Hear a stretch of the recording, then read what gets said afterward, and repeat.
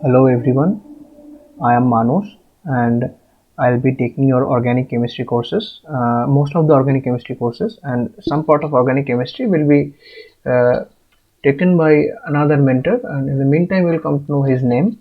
So today I'll be starting with organic chemistry, general organic chemistry in particular. You can say general organic chemistry is the single and the most important chapter in the whole of organic chemistry.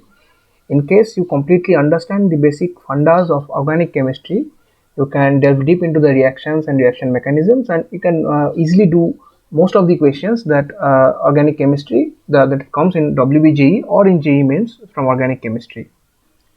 So before starting organic chemistry, I would like to discuss some very basic things that are equally valid in all of the physical sciences, like physics and chemistry, that are equally valid in both, and they are the phenomena of nature that is defined in scientific terms. So firstly, I would like to discuss a bit about charge. So what is charge? Uh, Charge cannot be defined in fundamental terms. It can be said that it was observed that if two different materials were rubbed against each other, then they would attract some pieces. Like you must have heard, you must have studied about the experiments of Benjamin Franklin and other scientists of that time. They discovered charge. Charge is basically a physical, a very fundamental physical quantity uh, that cannot be defined further. It can be observed, or it cannot be seen in naked eyes, but you can feel the presence of charge. And in nature there are basically two charges, we all know that, positive and negative charges, and there are some properties of charges that we need to know, like charges attract and unlike charges repel. So what is the need of charge in studying organic chemistry?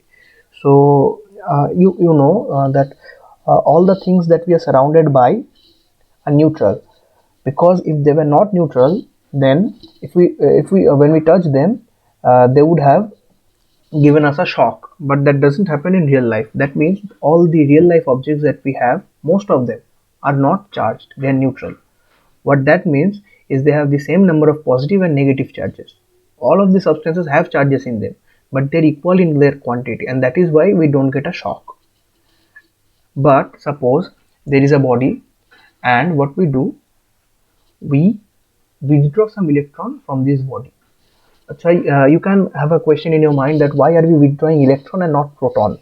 So we have studied in atomic structure that protons are strongly bound in the nucleus. They cannot be removed. They can be removed. In radioactivity, we will see that, but generally a molecule or an atom of lower atomic mass, their proton is stable and their proton is bind in the nucleus with the neutrons. They cannot be just removed or taken off from the nucleus. So mostly in our syllabus in organic chemistry, we will see that protons are not participating in any reactions.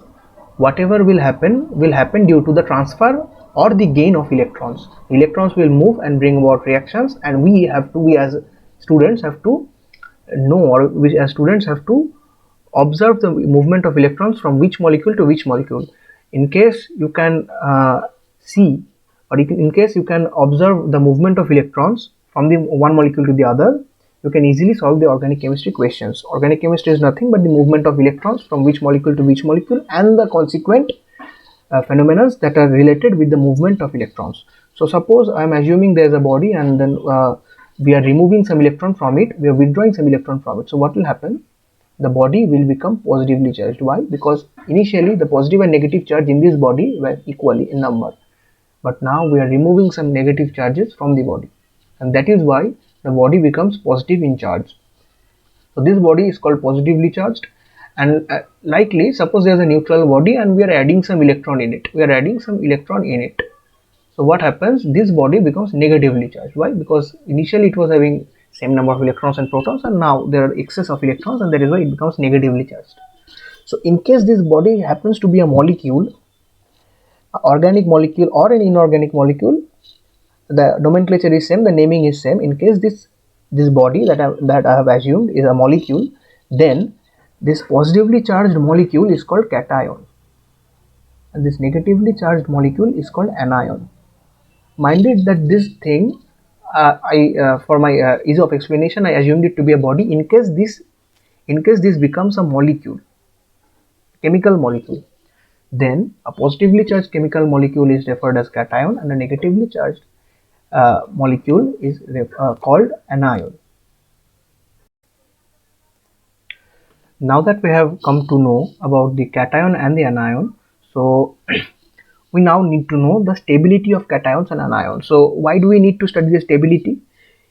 In nature, it is a very basic point or very basic fundamental thing that everything in the universe, including humans, they want to be stable. Let me write this thing. Everything in nature wants stability.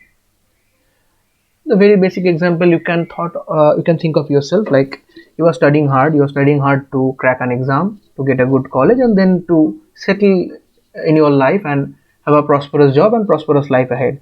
So what you basically want is stability in your life, and that is what all your course and actions, what you are doing now, is to gain the stability in your life.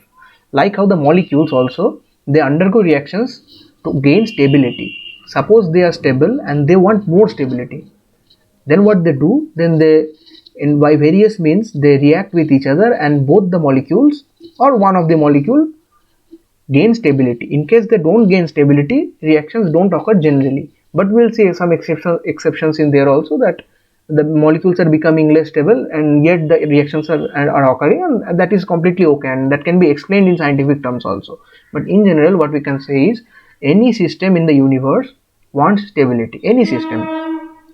And to gain stability, it undergoes various things. It can undergo rearrangement reaction, it can undergo anything, it can undergo, basically reaction happens to gain stability. So stability needs to be defined in quantitative and qualitative terms. What is called stability? Now stability can be linked back to potential. We read in physics, or you must have read in physics, that there is a Coulomb's law, or you should have read in gravitation also, that there's Newton's law of gravitation. What Newton said is that two bodies, they may be celestial body, they may be bodies on earth, any two body that is having some finite mass, they attract each other, and the force of attraction is due to the force of gravity. He explained that. And similarly, in charges, Coulomb, a scientist named Coulomb, he showed that charges also attract each other and repel each other. Like, they can attract or they can repel depending on the nature of the charge, and the force of that attraction or repulsion is given by k q1 q2 by r square. You will study this in physics, or you must have studied this in class 12 electrostatics. So this is the force that two charges, positive or negative, uh, uh, so F equal to k q1 q2 by r square. This equation was given by Coulomb, and this is the amount of force that is experienced between two charges. And likely, if there is a force, there must be a potential of this force. There must be a potential. Potential is written as V or E. It depends on book to book or person to person. We need to know the basic thing, what potential is. And with related to every force, every conservative force, there comes a word called potential. What is potential? Potential means the ability to do work.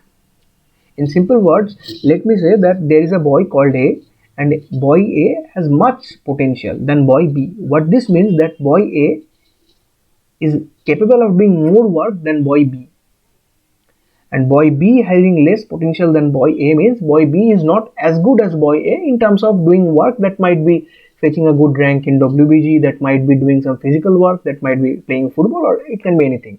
The basic thing is, the one having more potential is bound to do more work, or it has more energy, and something that is having less potential is having less energy.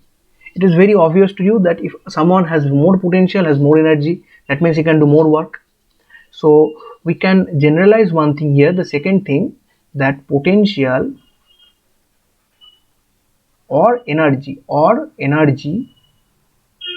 of a system inversely varies as stability. This is 1 by stability. That basically means, if something is more stable, it has less potential energy, or it is less in energy, and if it is less stable, then it has more energy. That means, if we we increase the energy of the system, somehow the stability of the system decreases, and the inversely happen if we decrease the energy. So this is the thing with potential and energy, and I have also discussed charge and potential. And then now let me go to the next topic. Okay, so now that we have discussed about charges and potential and energy, uh, let me tell you one thing. Like potential energy, they can be thought of to be in same direction. That means they are similar in nature. Like potential energy can be thought of to be similar, but in physics we will see that potential and energy, they the sign might change, might be different in cases that will be covered in physics in the chapter work, or probably in electrostatics. But the basic idea, the qualitative idea about potential and energy, they are the same. That is, potential and energy, they define the ability to do work of by a system. If a system is having more potential, that means it has more energy, and that means it can do more work. And if it has less potential, that means it has less energy and it cannot do much work. It is more stable. And now we'll learn about some graphs, some physical representation of energy, that is called energy diagram. Energy diagram is a very common thing in organic chemistry. When we will start with the reactions, we will see something that is called energy diagram. This is reaction coordinate. Reaction coordinate means this is the direction of reaction. Like suppose a reaction is happening from A to B. If a reaction from A to B happens, that means we have initially are having a reactant A, and that reactant is turning into a product B. And this will happen, this might happen in multiple ways. Suppose A to B can happen like this, A to B can happen like this, A to B can happen like this also. This is the direction of reaction. This is the reaction coordinate, means with time the reaction is proceeding from A to B, and this is the energy. This is energy high, like suppose this is 200 unit. I am not specifying the unit, and suppose this is 50 unit of energy. So 200 unit of energy is obviously more than 50 unit of energy, and if a reaction occurs from A to B, it's obvious that energy of B will be less than energy of A. Why? Because I told you that A will convert into B. Why? A will convert into B because B has less energy than A. If A doesn't gain any benefit by converting into B, why will A convert to B? So energy is not only the deciding factor, other factors like entropy will also come in thermodynamics. We will discuss that with respect to organic chemistry a bit later. But generally, if a system decreases its energy while doing a reaction, then the reaction will happen. So A to B, the energy is decreasing and the reaction is happening. Now the reaction can happen like this, like the energy first from converting A to A into B. First we need to put on energy, and the energy graph increases, and then the energy decreases. Or it can just happen that A to B simply decreases, the energy simply decreases, or it can happen that it steeply decreases and then it decreases with a lower slope. So which one is correct? The correct is this one, this graph. Let me number this 1 2 3. Number 1 is correct. Why this is correct? Because we will see that when we are converting from A to B, molecule A to molecule B, we will see that the energy of A, suppose I assume that energy of A is between 50 and 200. Let us suppose it is energy X, and this is energy X minus something, because the energy of B is low. Now while converting from A to B, first of all we need to break the bonds of A. We need to break the bonds of A, or there might be there is transfer of electrons from A to B or B to A, or there is some transfer between these two molecules. Electrons will transfer from one molecule to another molecule, and for the transfer, we all know that electrons are bound to the nucleus by the electrostatic force of attraction, and to overcome this and to make the flow of electrons, we need energy. So that is why from A to B it will not happen directly. What this signifies that A to B is converting spontaneously, automatically, but this will not happen in real life. From A, we need to give some energy and increase the energy of A to some other level. Like suppose this is 150, so we have to increase it to 180. Suppose I'm supposing this is not a tabulated value.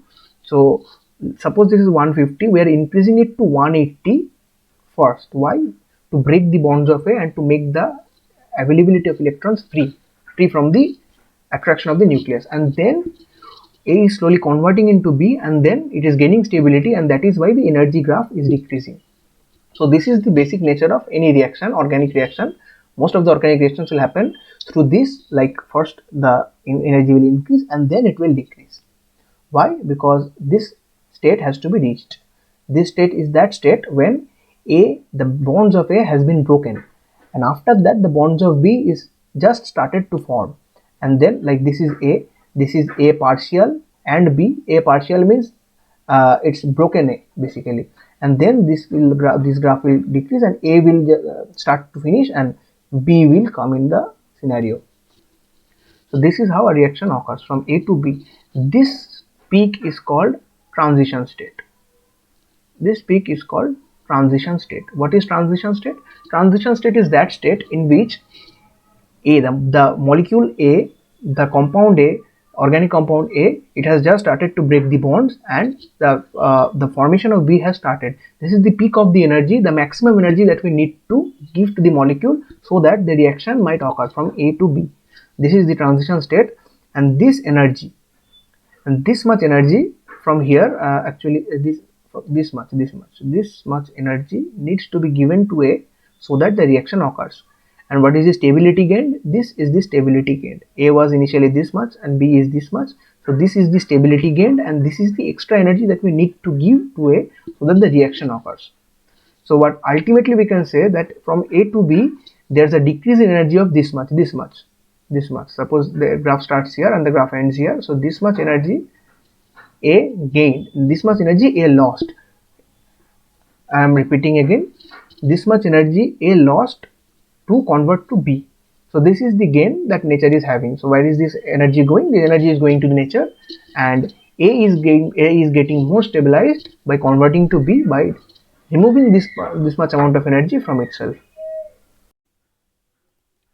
Now that we have read that how A is converting into B in a single step, and the bonds of A and the electrons of A and B needs to be transmitted from one to another, and that is why the electrons needs to be first of all pulled out of the nuclear force of attraction, and that is why A is converting into B not directly, but A is first getting converted to a unstable transition state. It is undergoing through a transition state where the bonds of A are getting broken and A is being partial and B is just getting started to form, and then like here, and then A is again decreasing, the energy of A is decreasing as A is getting converted into B and B is coming into the scenario.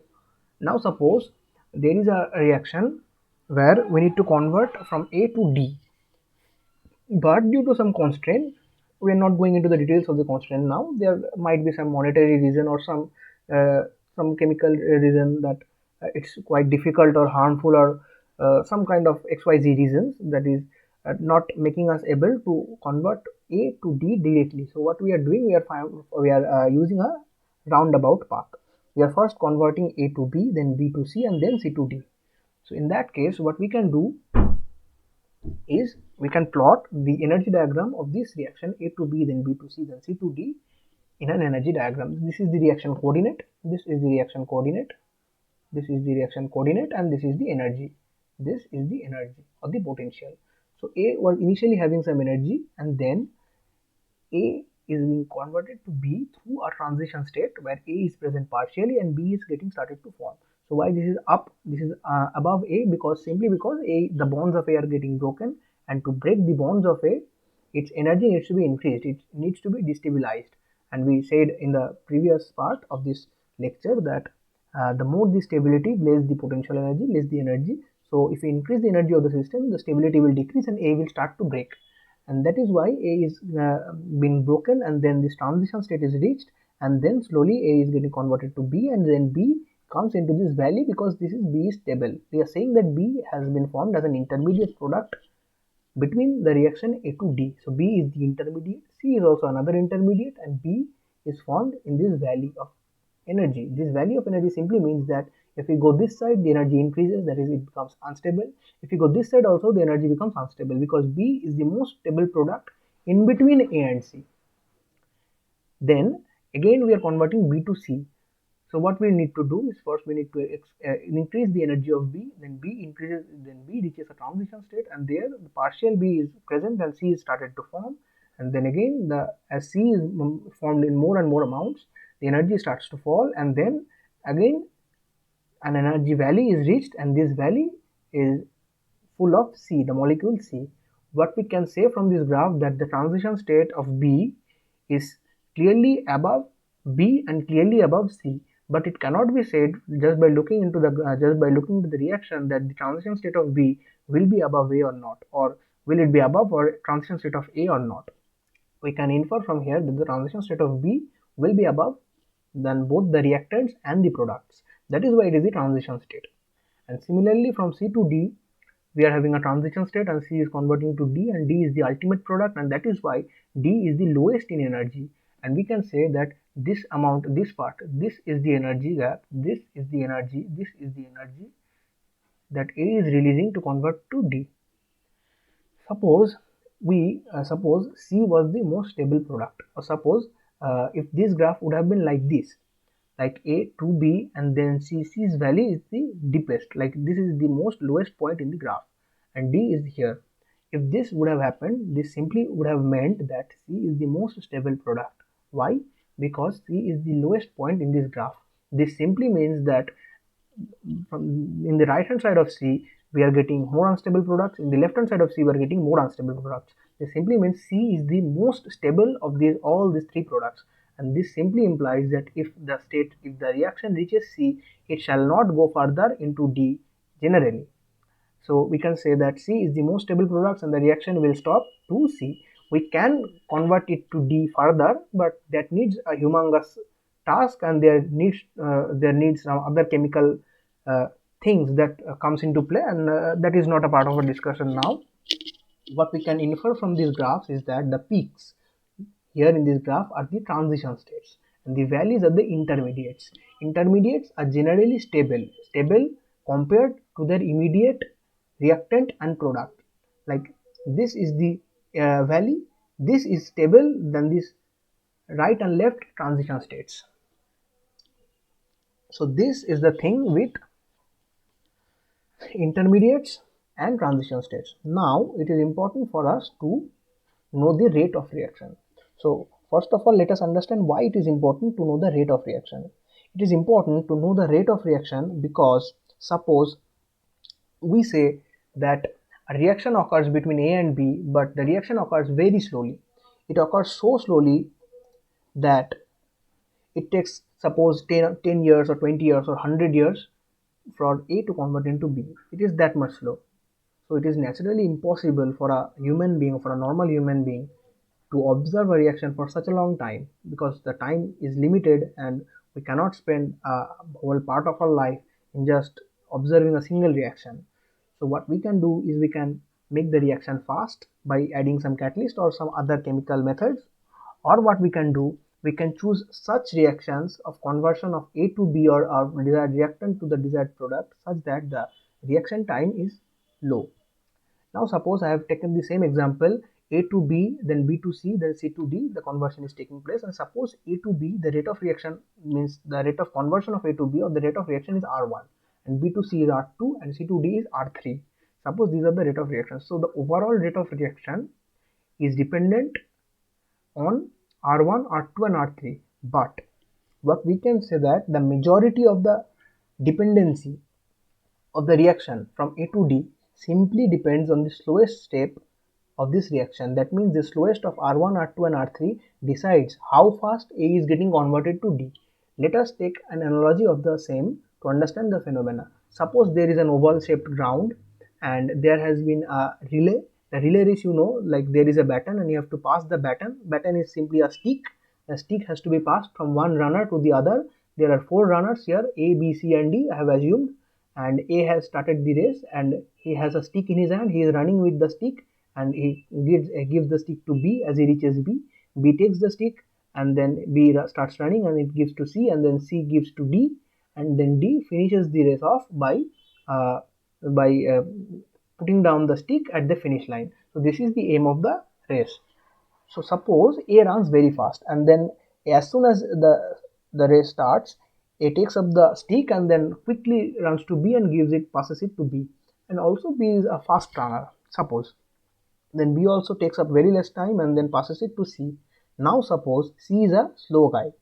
He is the slowest among A, B, C and D, and he is much slower than A, B and D, suppose.